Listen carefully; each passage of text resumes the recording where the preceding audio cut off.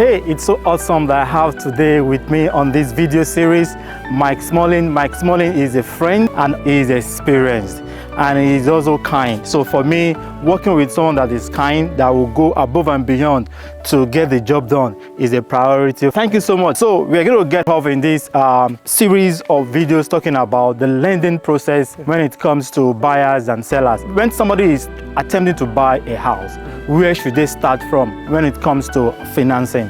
You know, I always think that the best place to start is to get pre-approved or pre-qualified, whatever term you want to use. You know, sit down with the lender. Let's talk through what the expectations are, what we are going to look at. I'll go ahead and tell you, I mean, there's really only 4 things that we really focus on when it comes to pre-approving a client. The first is their employment and their income. You know, everything that revolves around repaying a loan is going to come from that source. We want to see what they do, how long they've done it, who they work for, you know, if they're self-employed, how they're paid, how much they're paid. All of that kind of goes into that part of it. The second part of it will be their credit. Okay, you know, credit. How well they've paid their bills. That's a big time predictor of how they're going to pay in the future, is how they paid in the past. So we want to see that they've got a good track record of paying their bills on time. So those are the first 2. The third will be their assets or their cash availability. We want to see that there's enough money available to pay a down payment, to pay the costs that are associated with buying a home.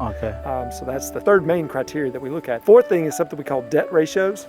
Debt ratio. Debt to income ratio, which is basically simply a percentage of how much the borrower would be paying out each month in debt repayment for things like house payment, car payments, student loan payments, credit card payments, those type of things. How much of a percentage are those payments as it relates to their gross monthly income? Because most loan types have a certain percentage that you have to stay under. And that's for the benefit of both the lender and borrower, just to make sure they're not getting in over their head, you know, having a budget that they can't manage. Okay, we'll go into details into those 4 categories. You are looking at employment, income, assets, and their credit. Good. We'll go into details. Like you said, if anyone is attempting to buy a house, the first thing is to get pre-approved. That's step 1, is to get with the lender, talk through those things. See if there's any complications revolving around the employment. You know, is it someone that is recently self-employed that could present a potential problem?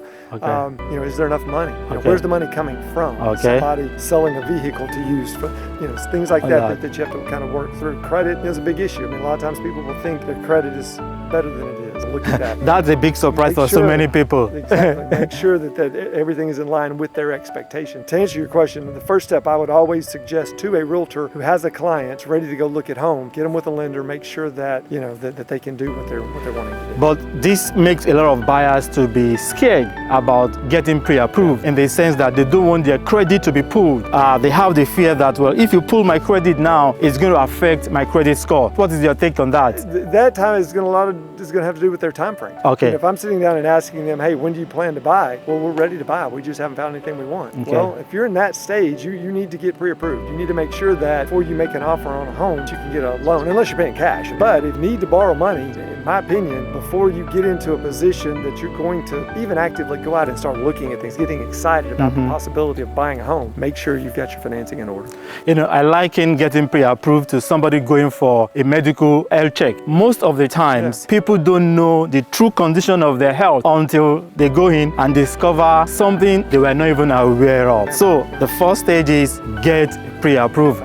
Don't be too excited that you want to go and see the beautiful homes. Let's take it one step at a time. I would answer your question about the credit report like this. Number 1, when a pre-approval gets done and the credit gets checked, that does result as an inquiry into that, you know, potential client's credit. You don't have to do that over and over, because that can negatively affect their score. But at the same time, if they're serious about buying, we need to know, you know, what does the credit look like? Because there could be issues with the credit that we can help them work through in the time period between that moment and when they are actually planning on buying. That can help their score, that can improve things for them. So again, I understand that interpretation a client may have about, I don't want to check my credit. Well, how serious are you? What's your time frame? If you're ready to buy now, you need to do that. All right, so getting pre-approved is the most important aspect of that. So as it relates to that home buying process, as far as what's step 1. Okay, cool.